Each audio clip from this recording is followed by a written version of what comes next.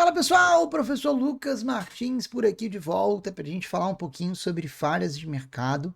Certamente você já assistiu aquela aula onde a gente trabalhou o papel do Estado regulador e a gente viu que um dos pressupostos para o surgimento do chamado Estado regulador foi exatamente a constatação de que o mercado por si só não consegue resolver os problemas da sociedade. O mercado ele é falho e exatamente por conta dessas falhas que surge a necessidade do Estado intervir, do Estado atuar na economia no sentido de regular o mercado.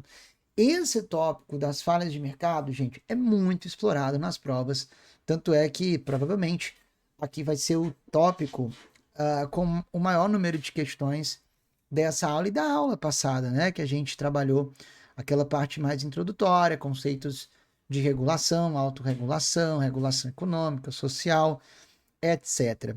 Vamos lá, ó, vem para a tela comigo, tá aí, falhas de mercado, um ponto que certamente vai estar na sua prova. Olha só, falhas de mercado. O que nós temos aqui, gente? Vamos lá. No contexto do Estado regulador, as falhas de mercado, também chamadas,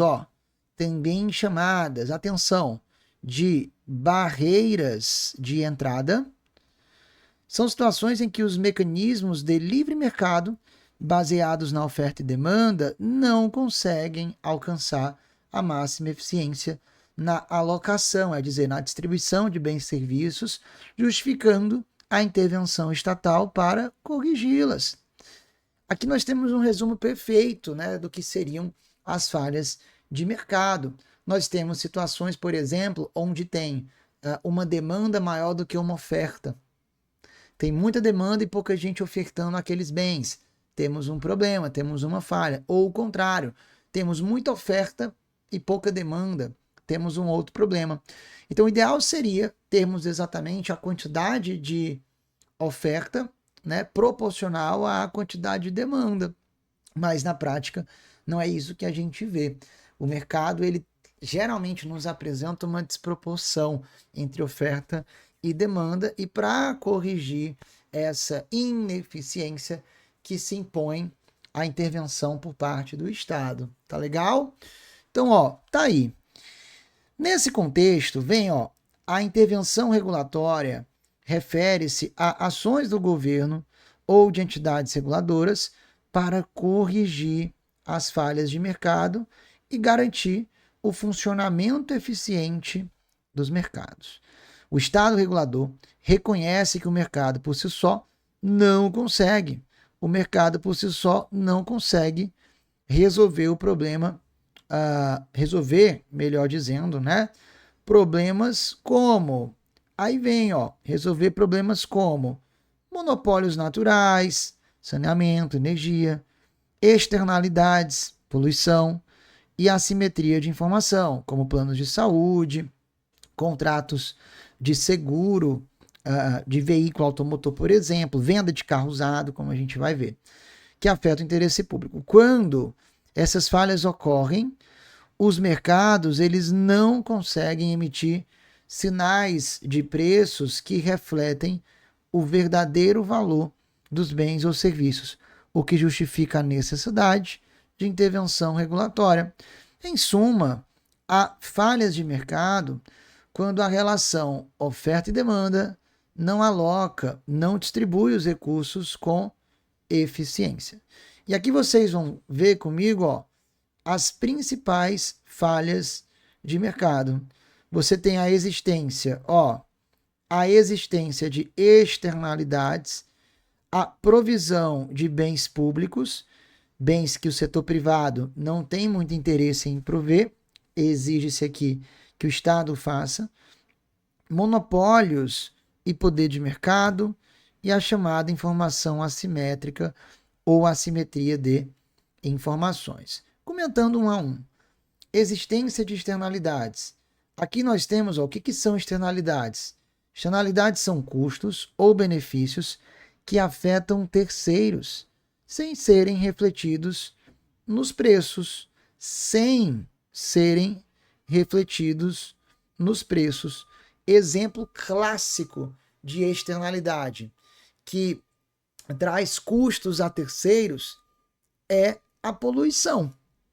A poluição, por exemplo, uma empresa produz um determinado produto e ela não faz o descarte correto dos insumos que utilizou para a fabricação, para a produção daquele produto. Ela não faz o descarte correto, ela descarta no oceano, por exemplo, né? Porque se ela for fazer o descarte correto, ela vai ter que gastar uma grana. E ela não quer ter esse custo. Todo empresário, todo agente econômico quer ter menos custo. Quanto menos custo e quanto mais o valor da venda, né? Quanto maior o lucro, melhor. E aí, para você ter mais lucro, o custo não pode ser alto. E você, por exemplo, implementando descarte ecologicamente correto, isso vai trazer mais custo. O empresário não quer. Só que o que acontece? Como ele não tem esse custo, quem acaba arcando com isso é a sociedade, porque vai ter um meio ambiente poluído. Então a poluição é um excelente e clássico exemplo de externalidade negativa, onde terceiros, ou seja, pessoas que não fazem parte daquela transação entre aquela empresa e os compradores do produto que ela comercializa, onde terceiros, né, a sociedade, acaba sofrendo, né? Acaba sofrendo, ou seja, o risco social da poluição, ele não é embutido no risco do empreendedor, né? No risco privado. E aí o que a regulação tenta fazer? Ela tenta forçar o empreendedor a internalizar esse custo, por exemplo, trazendo aí um imposto, trazendo aí uma medida restritiva, a perda de um incentivo fiscal. Ó, só vai voltar a ter se você implementar, sei lá, o descarte ecológico desses insumos. Aí ele vai se sentir forçado a implementar, porque senão vai ter que pagar um imposto mais ou menos no mesmo valor do gasto que ele teria para fazer o descarte correto e tirar dos terceiros, né, da sociedade, esse custo. Então, uma externalidade é isso: é ou um custo, ou uma vantagem, ou um benefício que terceiros estranhos à transação econômica venham a ter. O que a gente quer com a regulação do mercado, pessoal, é reduzir as externalidades negativas, que são essas que trazem custos à sociedade, e potencializar as externalidades positivas, que são as que trazem benefícios. Por exemplo, quando uma escola particular recebe a mensalidade de um aluno e educa essa criança, não apenas a criança vai estar tendo um benefício com as aulas que ela vai estar tendo, a sociedade vai estar tendo um benefício com a educação daquelas crianças, porque nós vamos ter pessoas mais bem instruídas. Faz sentido? Então a educação é uma externalidade positiva. A educação é um serviço que traz benefícios a terceiros. Quanto mais pessoas educadas, bem instruídas, a sociedade como um todo mais ganha com isso. Então, vamos incentivar as externalidades positivas, é dizer, aqueles benefícios que as transações econômicas trazem a terceiros, e vamos desestimular as externalidades negativas, ou seja, os custos à sociedade que algumas transações econômicas podem nos trazer. Mas, seja externalidade positiva ou negativa, externalidade é uma falha de mercado. O mercado por si só não resolve isso, se exige a intervenção do Estado para isso, para dar esses incentivos, no caso das externalidades positivas, ou seja, benefícios a terceiros, e desestímulos às externalidades negativas, ou seja, custos a terceiros. Bacana? Bom, que mais? Ó, a provisão de bens públicos. Bens que ninguém é excluído de consumir, mas que não são economicamente vantajosos para o setor privado fornecer. Vou te dar aqui um exemplo clássico, né, de provisão de bens públicos. A gente vai ver daqui a pouquinho, nesse bloco eu vou falar um pouco sobre as falhas de mercado em geral, e aí no próximo a gente vai falar sobre as principais. E aí nós vamos ver, pessoal, que a gente tem, por exemplo, uma praça pública. A praça pública é um bem público. Como é um bem público, eu não posso excluir o uso de algumas pessoas, porque a praça é pública. Eu não posso impedir que um morador de rua entre lá. Só que esse bem público, além de ser um bem não exclusivo, ou seja, eu não posso excluir usuários de usufruí-lo, ele também é o que a gente chama de bem não rival. Como assim bem não rival? Vamos primeiro falar o que é um bem rival. Bem rival é aquele que, quando uma pessoa usufrui, nenhuma outra pode usufruir. Por exemplo, essa blusa que eu estou no momento vestindo, essa não é a blusa do Prime, é essa aqui, essa unidade. Enquanto eu estou usando, ninguém pode estar, porque essa aqui especificamente está em mim. Ainda que o Prime tenha confeccionado 100 camisas dessas, por exemplo, essa é minha. Então aqui é um bem rival. É um bem rival. Se você vai no lanchonete e compra aquele sanduíche, tem lá 10 sanduíches, você compra aquele é seu. Ninguém vai poder comer aquele especificamente. Bem rival. Agora, o fato de um morador de rua usufruir de uma praça não impede que o Lucas também usufrua, inclusive ao mesmo tempo. Porque uma praça, na condição de bem público, é um bem não rival. É dizer, a utilização por uma pessoa não impede a utilização por outras. E sabe o que acontece, pessoal?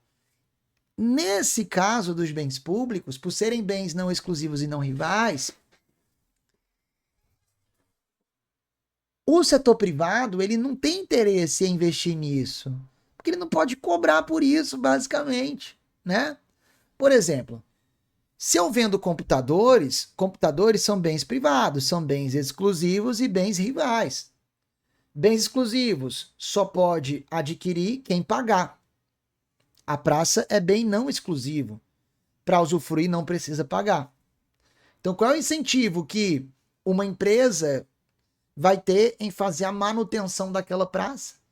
Já que para usufruírem da praça, ela não vai poder cobrar, ela não vai ter um retorno para o investimento feito, zero, né?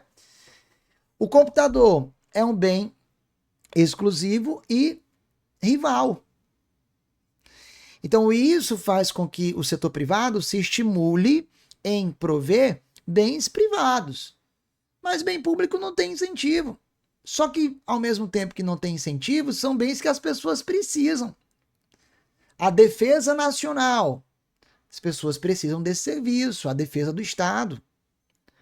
Né? Mas não vai ter uma empresa privada para isso, porque é um bem que ela não pode, é um serviço que ela não pode receber por estar prestando. Inclusive, é um serviço indelegável. Deu para entender? Então, nós temos em uma falha de mercado que é o fornecimento, a prestação de bens públicos. Por suas características, são bens que não despertam interesse no setor privado provê-los. Mas, ao mesmo tempo, são bens que a sociedade precisa. Já que o setor privado não tem interesse em provê-los, quem é que vem e provém? O Estado. O Estado. Então, a falha aí, na verdade, é a falta de provisão de bens públicos. O mercado, ele traz uma falha que é a falta de provisão de bens públicos, de bens que não despertam interesse no setor privado. Fez sentido? O que mais? Monopólios e poder de mercado. Monopólios e poder de mercado, resultando em preços elevados e menor produção. Se é só aquela empresa que vende aquele bem, ela sabe que não tem concorrência, né? É um monopólio, ela vai botar o preço que ela quiser. A oferta é pouca, só ela oferece, ela bota o preço que ela quiser. Preços elevados, obviamente, que ela quer ter o maior lucro possível, né? Bacana? Isso é um problema. Informação assimétrica, também chamada de assimetria de informação, onde uma das partes em uma transação tem mais informação do que a outra. Um exemplo clássico de informação assimétrica ocorre, turma, um exemplo clássico de informação assimétrica ocorre com a venda de carros usados. Com a venda de carros usados, o vendedor ele tem informações sobre a estrutura interna daquele veículo que o comprador geralmente não tem, né?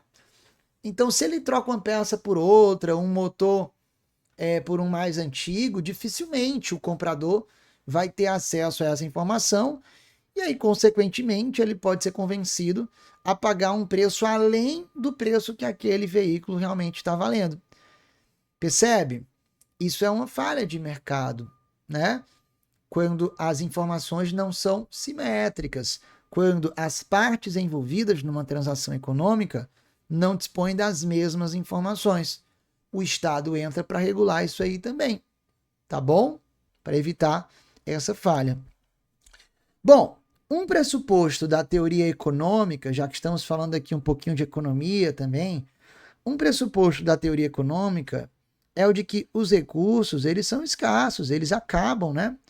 E as demandas são potencialmente limitadas. Logo, o que puder ser feito para reduzir ineficiências, falta de recursos, né, para as demandas da sociedade, seria importante para a sociedade. Tá? Então é no intuito de reduzir essas ineficiências de mercado, que a gente chama de falhas de mercado, que se impõe a necessidade do Estado regulá-lo, regular o mercado.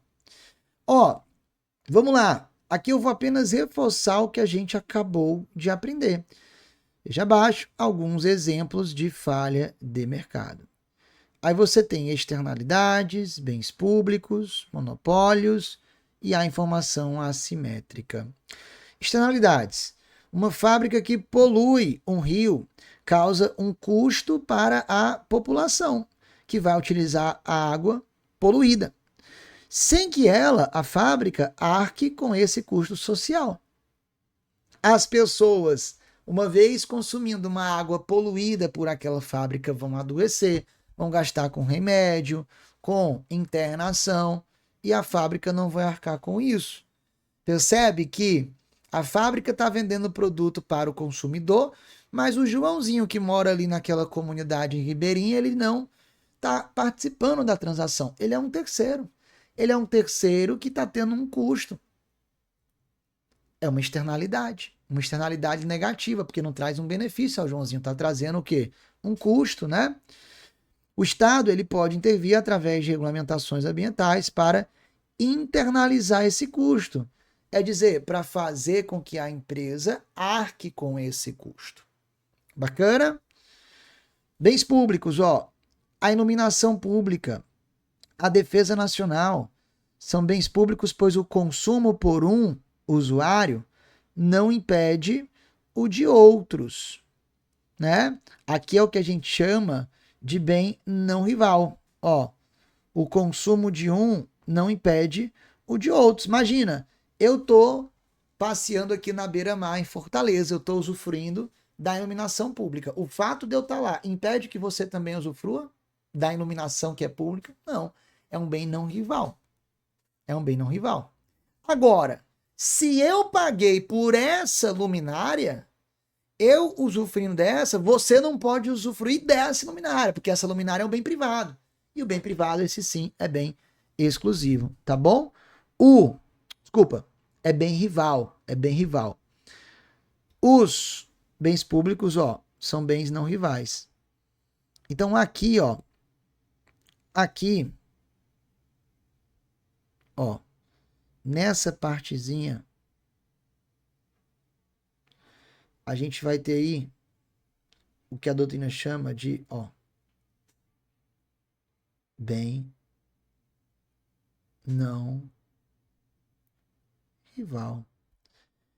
E aqui, ó, quando fala e ninguém pode ser excluído do seu uso, não pode, né? O Estado ou a empresa que fornece energia elétrica nas ruas fala, ó, você não pode ficar aqui na rua usufruindo da iluminação que é pública, não. Não, não pode. Vou botar uma caixa na sua cabeça para você não pode. Aqui é o que a gente chama de bem não exclusivo, né? Ó, aqui é o que a gente chama de bem. Opa, peraí. Ó, Aqui é o que a gente chama de bem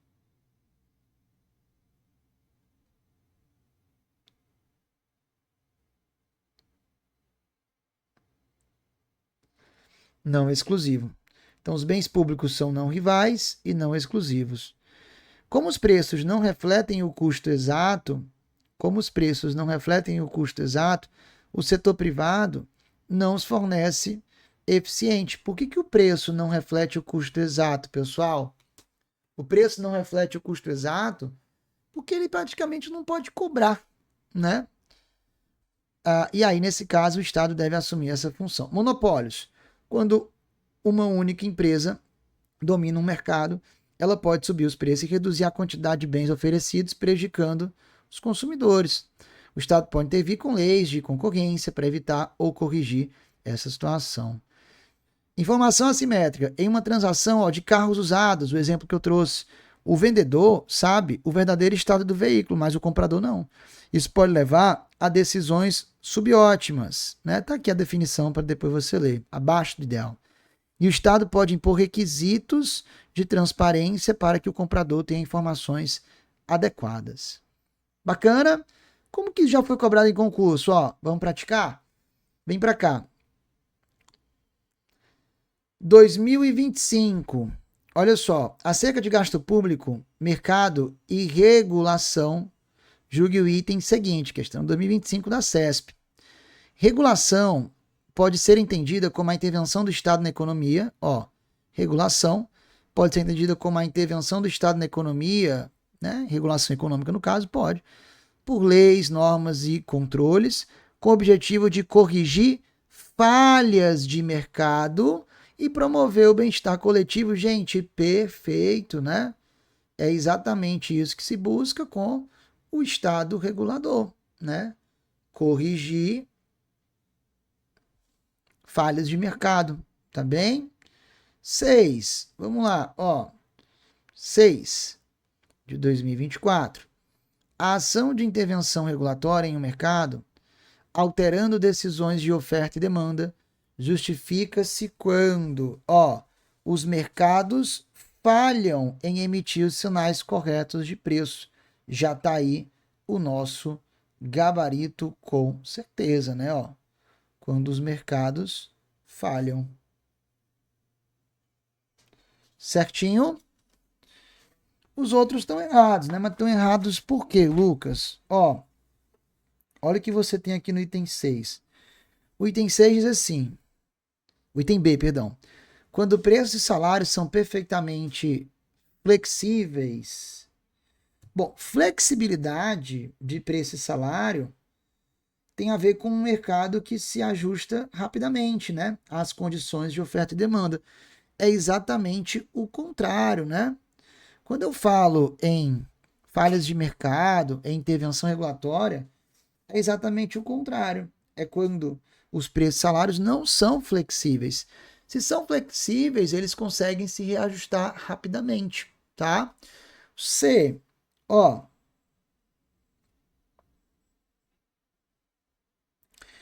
quando há um desajuste temporário entre oferta e demanda, bom, se é um desajuste temporário, algo que ocorre e rapidamente se resolve, desajustes temporários, turma, geralmente são resolvidos pelo próprio mercado.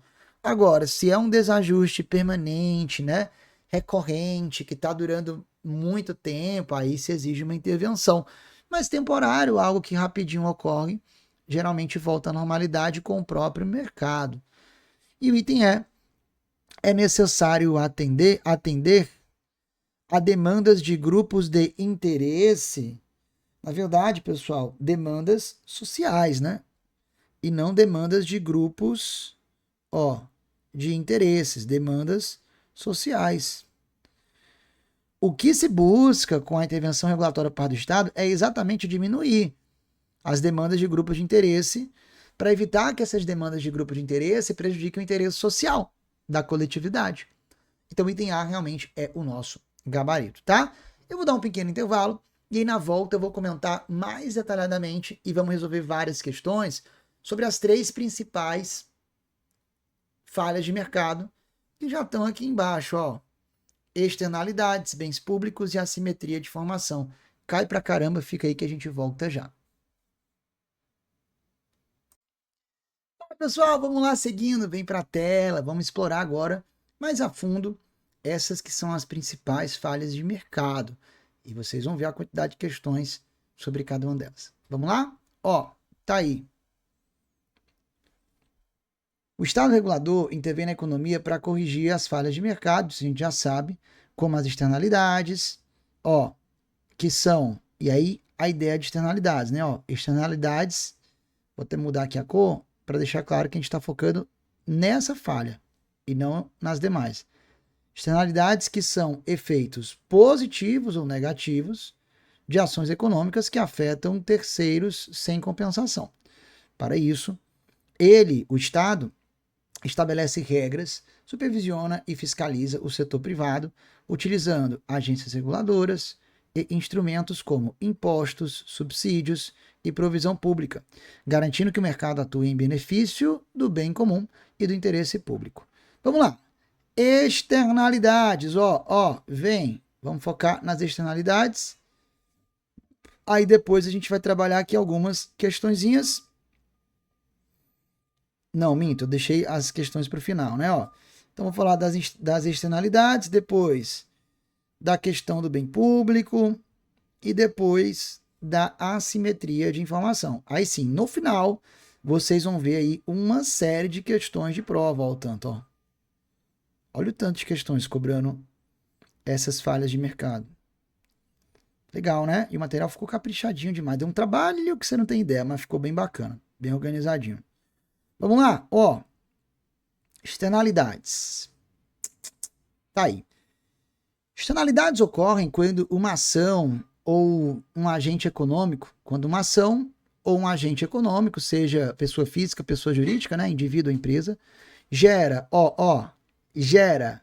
um benefício ou um custo. Um benefício ou um custo para outro agente sem que aquele receba ou pague por isso. Aquele é o agente econômico. Quando o agente econômico causa um custo a um terceiro, é justo que ele pague por isso. Quando o agente econômico traz um benefício a um terceiro, é justo que ele receba por isso, né? Seja incentivado a isso, a trazer benefício, que é uma externalidade positiva, ou é justo que ele pague por um custo que ele trouxe ao terceiro, que é uma externalidade negativa. Tranquilo? Vamos lá. Tecnicamente, a externalidade está presente quando há uma assimetria entre o custo marginal social, ou seja, o custo daquele bem, daquele serviço para a sociedade, e o custo marginal privado, ou seja, o custo que o produtor, que o fornecedor teve para fornecer ou prestar aquele bem ou serviço. Em outras palavras, as externalidades são falhas de mercado que ocorrem quando os custos ou benefícios de uma atividade econômica não são totalmente internalizados pelos agentes envolvidos, ou seja, eles não arcam com isso ou recebem por isso, podendo justificar intervenções governamentais como tributação ou subsídios. E aí, turminha, a gente vai aqui para as duas espécies, vamos aqui para as duas espécies de externalidade, as externalidades negativas e as externalidades positivas. A própria expressão já é autoexplicativa. Negativa é porque é ruim, é um custo que se traz à sociedade. Positiva é porque é bacana, é um benefício que se traz à sociedade. A externalidade negativa a gente quer evitar, reduzir. Já a positiva a gente quer aumentar, potencializar, né? Essa é a ideia. Então, vem externalidades negativas. Exemplo, uma indústria que despeja seu lixo industrial em um rio que fornece água para uma cidade. O custo, né? O custo marginal social é maior que o custo, né? Que o custo marginal privado da indústria. Ou seja, a indústria está gastando menos do que o prejuízo que ela está causando à sociedade.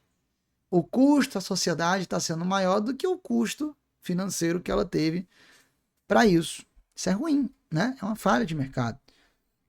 A indústria poluidora estará se isentando de custos com o devido tratamento e descarte do material.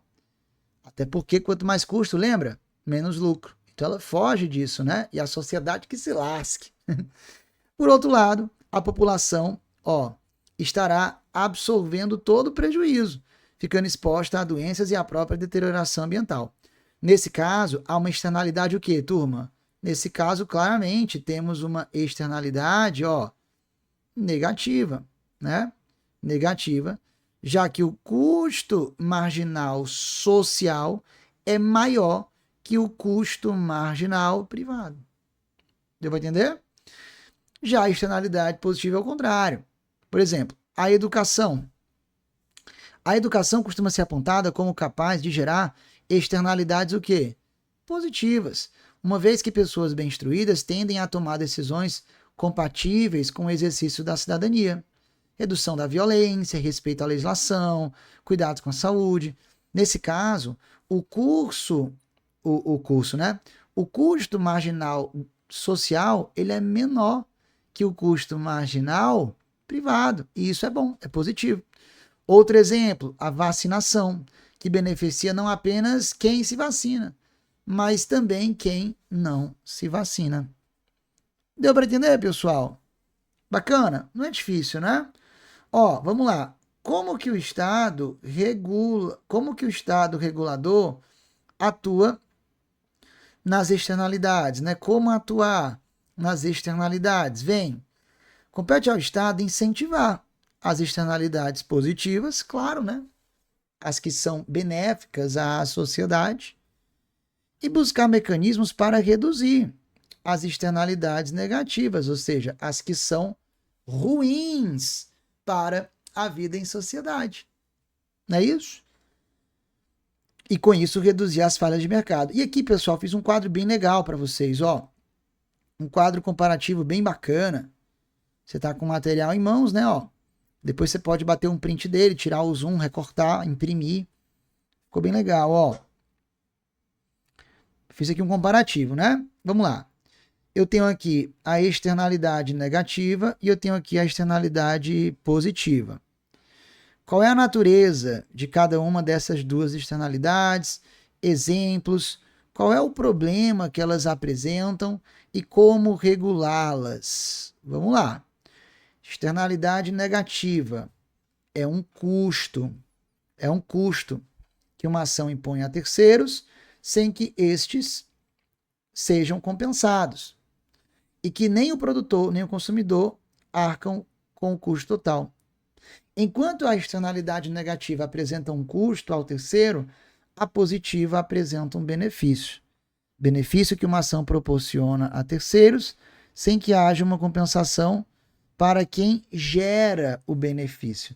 Da mesma forma que é justo que na externalidade negativa o produtor pague por isso, na positiva é justo que ele receba por isso, né?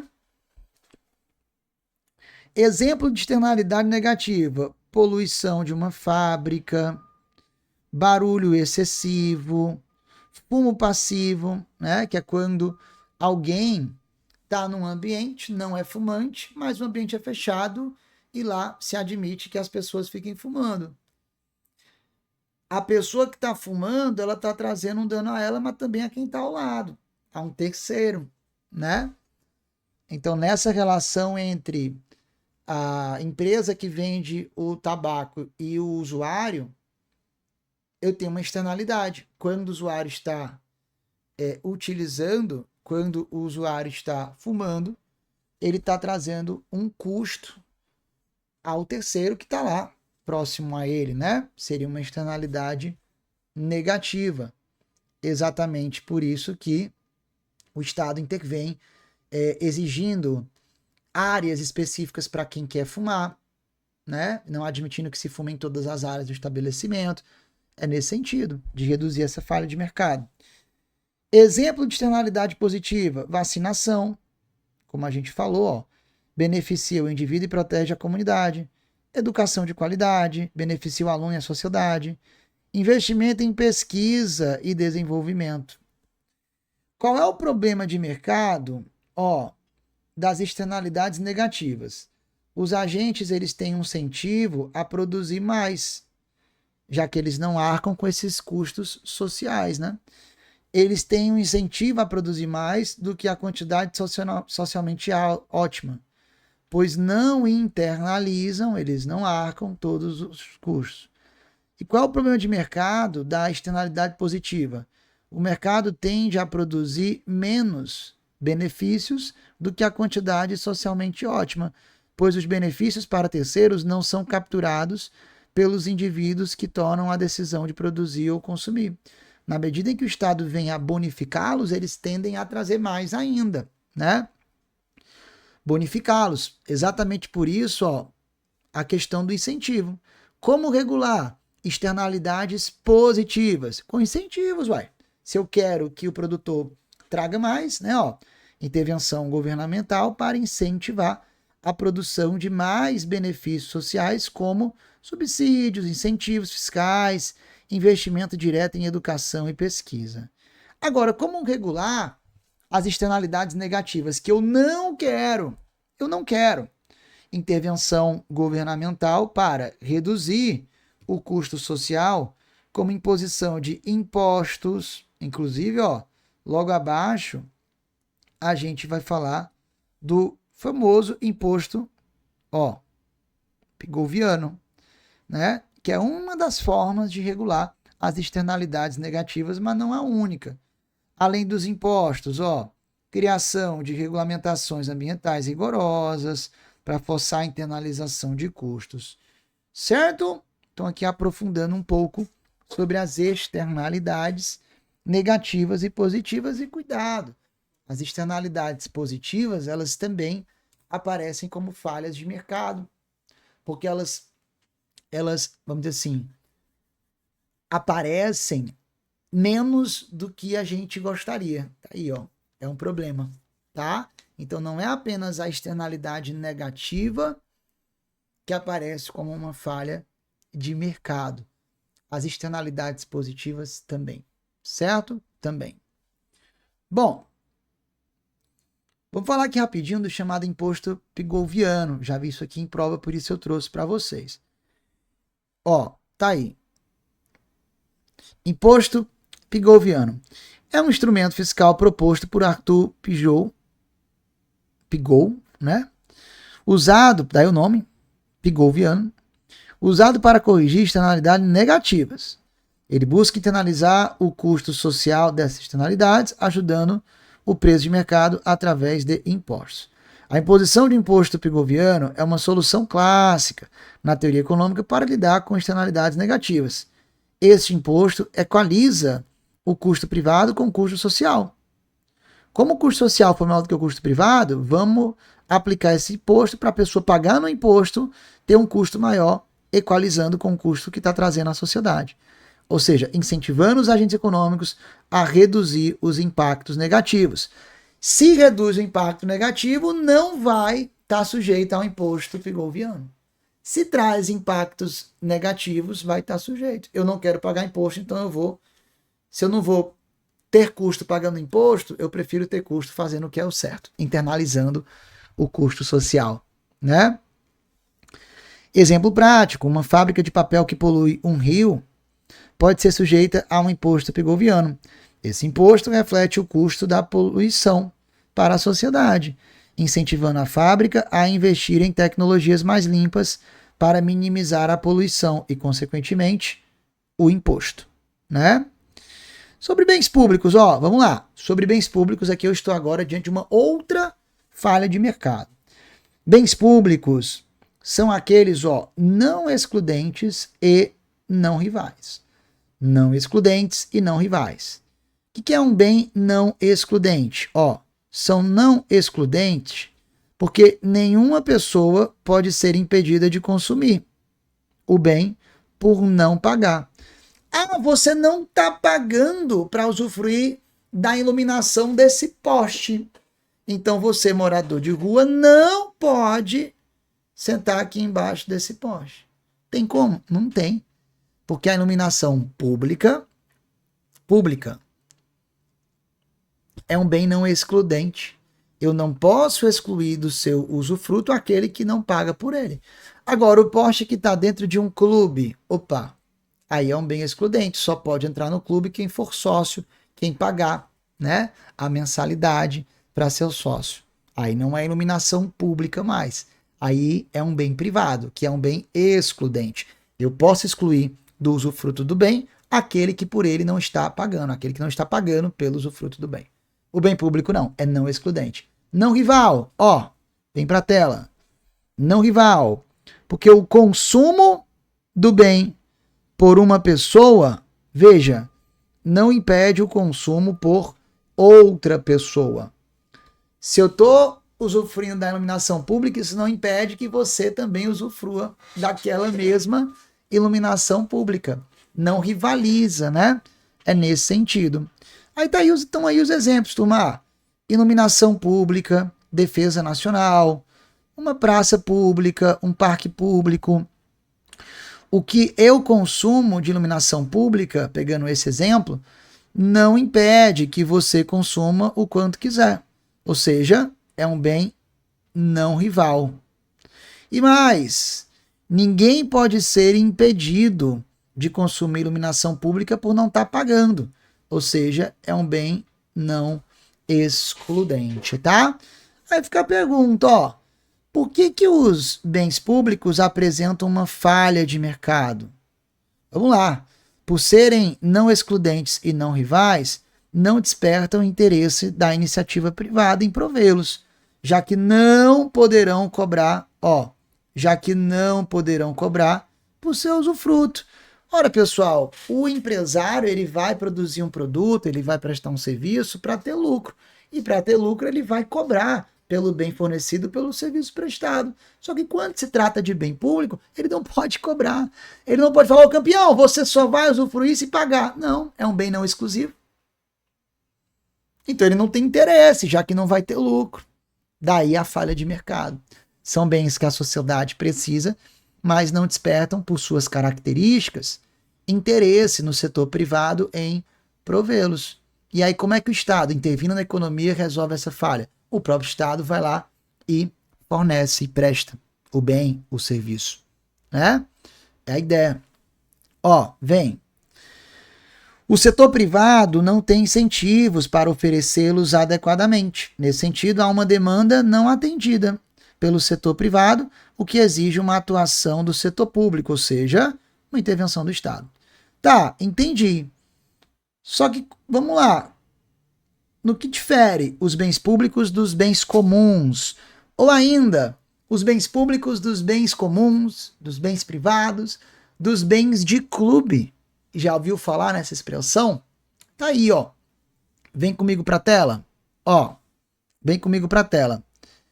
Quais são as diferenças? Quais as diferenças entre bens públicos, privados, comuns e bens de clube? Tá aí, ó. As diferenças entre bens privados, bens públicos, bens comuns e bens de clube estão relacionadas, ó, a dois critérios econômicos: a rivalidade e a exclusão. Rivalidade no consumo. Se o consumo de uma pessoa reduz a disponibilidade do bem para outra. A pessoa usufruiu, com isso ela está diminuindo a possibilidade da outra usufruir daquele mesmo bem. É um bem rival.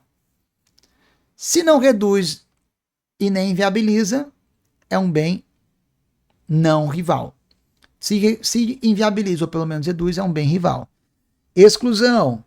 Se é possível impedir que alguém use o bem, geralmente por meio de preço ou acesso controlado. Às vezes é um bem que não cobram para usufruir, mas dizem, ó, só pode usufruir essas pessoas. Acesso controlado. Nem sempre a exclusão é cobrando um valor, tá? E aqui, galera, ó, para você dar uma lida com calma em casa, mas já para deixar aí bem claro, eu fiz duas tabelas, uma mais detalhada, comparando esses 4 bens, e uma outra mais resumida. Ficou bem legal. Ó, o que você tem aí? Você tem aqui o seguinte, ó. Bens privados, bens públicos, bens comuns e bens de clube.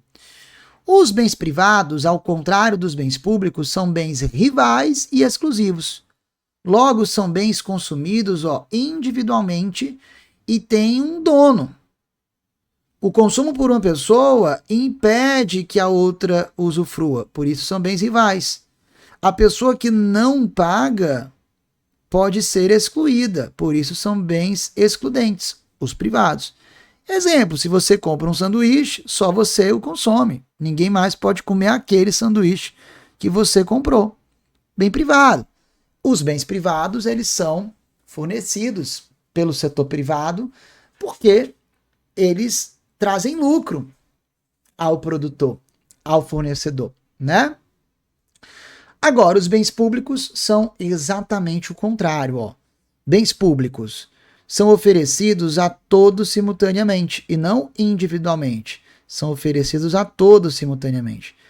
Uma pessoa usá-lo não reduz sua disponibilidade para outra, daí chamar de bens não rivais. Não é possível ou viável impedir alguém de usá-lo, por isso, além de não rival, é um bem não excludente. Exemplo, uma rua bem iluminada beneficia todos ao mesmo tempo e não se pode impedir alguém de aproveitar a luz, tá?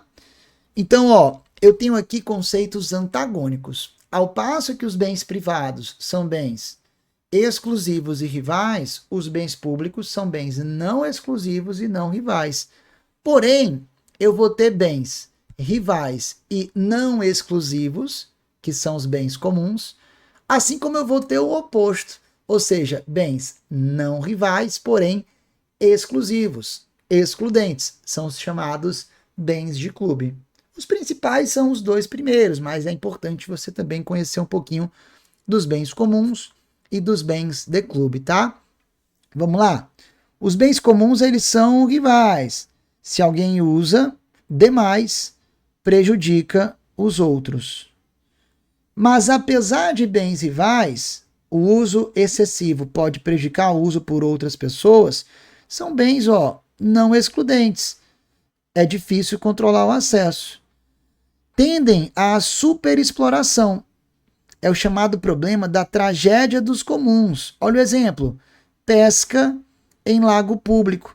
Quanto mais pescadores, menos peixes restam. Pessoal, a pesca em um lago que é público. Todo mundo pode ir lá e pescar.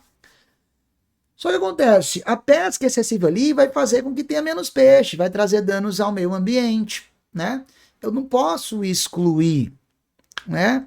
Eu não posso. Porém, se aqueles pescadores estão lá o tempo todo pescando, vai impedir ou pelo menos diminuir a pesca de um turista que queira usufruir da pesca naquele lago que é público, certo? É a tragédia dos comuns, tá? Ao contrário dos bens públicos que são não rivais. Olha a diferença. Imagine que esse lago público ele está num parque que é público. O acesso ao parque, todo mundo pode ter acesso, né? Todo mundo pode ter acesso.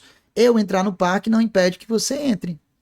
Agora, o ato da pesca, todo mundo pode pescar. Bem não excludente, a pesca, né? Só que se muita gente está pescando, isso pode impedir que outras venham a pescar. Por isso, apesar da pesca em lago público ser não excludente, é rival, né? É o problema, tragédia dos comuns. Ó, tragédia dos comuns, Lucas, o que é isso? Tá aqui, eu até coloquei no rodapé para você, ó. A tragédia dos comuns descreve a situação em que indivíduos usam recurso compartilhado, bem comum, para seu benefício próprio, sem considerar os efeitos a longo prazo, o que leva ao esgotamento ou degradação desse recurso para todos. Um exemplo é o campo de pastagem comum, onde cada pastor adiciona mais gado do que a terra pode sustentar, esgotando o pasto e prejudicando a todos no final. Esse conceito é aplicado a problemas ambientais e sociais, como, ó, os exemplos, ó, como sobrepesca, poluição, resistência a antibióticos, onde o uso excessivo leva ao declínio do recurso. E para fechar, nós temos aqui também os bens de clube, que são bens não rivais, até certo ponto, né? Porém excludentes. É possível restringir o acesso a quem paga ou é membro. Exemplo, uma academia de ginástica. Bem não rival até certo ponto, por quê? Porque o fato de eu frequentar a academia não impede que você também frequente. Agora é excludente, se eu não pago mensalidade, eu não posso entrar. Bem de clube, né? Uma academia de ginástica, ela pode atender várias pessoas sem conflito, mas só entra quem paga bem de clube. Tá? Resumindo, ó, um resumão aqui bem bacana para você levar para a prova. Perceba, eu tenho bem privado, bem público, bem comum, bem de clube. O bem privado é rival? Sim. O bem privado ele é rival e ele é excludente. Já o bem público não é nenhuma coisa nem outra. O bem comum é rival, mas não é excludente. Enquanto o bem de clube não é rival, mas é excludente. Aí eu tenho alguns exemplos. Para fechar essa parte e entrar na terceira e última falha de mercado que eu vou comentar com vocês, que é a assimetria de informação, cuidado aqui, turma, ó, com o problema do carona. Cuidado aqui, gente, com o problema do carona, também chamado de free rider, né, ó, free rider. Problema do carona, também chamados aí free riders. O que é isso? Tá bem explicadinho já. O problema do carona, ou free rider problem, ocorre quando pessoas usufruem de bens ou serviços públicos sem pagar por eles, beneficiando-se das contribuições dos outros. Vou te dar um exemplo. Aqui em Fortaleza, por exemplo, tem uma praça, ou não, tem várias, que estava muito descuidada. Os moradores dos prédios no entorno dessa praça resolveram pagar uma empresa privada para que essa empresa, recebendo dos moradores, fizesse a manutenção da praça. O Joãozinho, que é morador de rua, ele não paga por isso, mas ele está lá na praça, né? Ele está lá na praça. Ele está usufruindo, não está pagando por isso, e como ele não está pagando, ele está usando a praça de todo jeito, jogando lixo no chão. Isso traz um problema, né? Ele é um carona. Ele está usufruindo da manutenção que outros estão arcando, sem estar arcando por isso, e por não estar arcando, está deteriorando, vamos dizer assim, o bem, né? A principal razão é que bens públicos são não excludentes. Não se pode impedir alguém de usar e não rivais. O consumo de um não diminui a disponibilidade para outros. Isso cria um incentivo para que indivíduos não contribuam, contando que outros o farão, levando um subfinanciamento ou subprovisão desses bens públicos. O problema do carona ocorre exatamente quando indivíduos preferem não pagar, esperando que outros arquem com os custos. Isso desestimula a produção privada desses bens, o que gera falha de mercado, a falta de provimento dos bens públicos. Para corrigir essa falha, esses bens acabam sendo financiados pelo poder público. Para reforçar, o efeito carona é uma falha de mercado que ocorre com bens públicos onde indivíduos se beneficiam de algo, como um parque, sem contribuir para seu custo de provisão. Como não podem ser impedidos de usufruir o bem, não exclusíveis, e o seu consumo por uma pessoa não diminui o que está disponível para outras, não rivais, os caronas não pagam, desincentivando a sua produção pelo mercado privado e exigindo uma intervenção, geralmente governamental. No meu exemplo não era governamental, né? Eram moradores, uma intervenção privada, mas pode ser governamental, para garantir o seu fornecimento. Exemplos práticos, ó. Você tem aí parques e praças, exemplos práticos. Você tem aí parques e praças, iluminação pública, né? Como a gente falou. E para fechar, pessoal, uma outra falha de mercado. Ó, nós temos aí o seguinte: a assimetria de informação, que também é chamada informação assimétrica. O que é isso? Ó, a assimetria de informação, também chamada informação assimétrica, aparece como outra falha de mercado. Ocorre basicamente quando um agente da transação tem mais informações do que o outro. Isso é, quando uma das partes em uma transação, por possuir mais informações do que a outra, influencia negativamente. Perceba, influencia, negativamente e não positivamente as decisões de alocação de recursos. A assimetria de informação, portanto, tem impacto sobre a tomada de decisão. Isso aqui é importante, tem impacto sobre a tomada de decisão dos agentes econômicos. Tem impacto sobre a tomada de decisão dos agentes econômicos. Isso fere um dos pressupostos dos mercados competitivos, levando, portanto, a falhas de mercado. As transações com assimetria de informação tendem a reduzir a eficiência do mercado, resultando em preços mais elevados para os consumidores. E aí nós temos duas modalidades de assimetria de informação. Duas espécies, de assimetria de informação. Você vai ter aqui a chamada seleção adversa, que cai em prova, e o chamado risco moral, também aparece como moral hazard, né, Tá? Ambas são assimetrias de informação. Vamos lá. Qual a diferença entre elas? Já foi cobrado em prova, preste bem atenção. Seleção adversa. Seleção adversa é uma assimetria de informação relacionada com a quantidade ou a qualidade das informações dos agentes e é verificada, perceba, antes da transição ocorrer.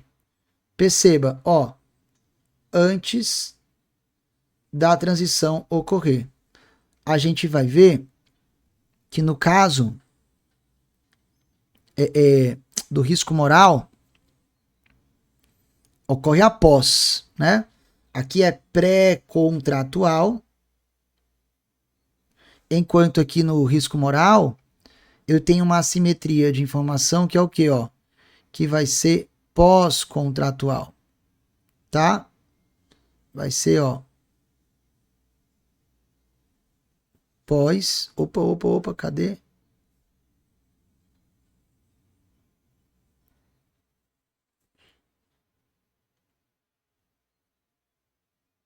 Pós-contratual.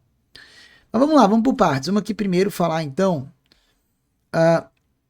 da seleção adversa. Trata-se, portanto, de informação assimétrica pré-contratual com problema de informação oculta. Um exemplo muito comum ocorre com o mercado de veículos usados, onde o vendedor pode, por exemplo, ter alterado a quilometragem ou o motor do carro sem ter passado isso para o comprador. Logo, ele tem menos informação, o comprador. Dessa forma, um dos lados da transação, o vendedor, o comprador, prejudicado pela falta de informações, acaba adquirindo produtos de pior qualidade. Perceba, a seleção adversa é uma assimetria de informação que ocorre antes da compra ser feita. O vendedor do carro usado troca o motor bom por um motor ruim, diz que o motor é excelente, o comprador leigo, né, desconhecendo a informação, vai lá e paga.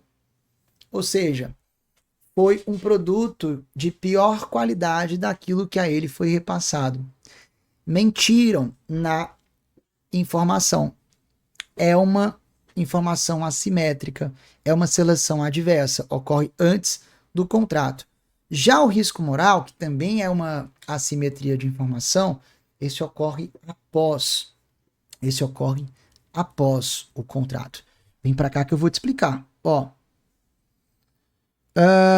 Assimetria de informação, também chamada de moral hazard, que está relacionada às ações, perceba, às ações e não mais à informação. Aqui está relacionada à informação. Ficou ruim, né?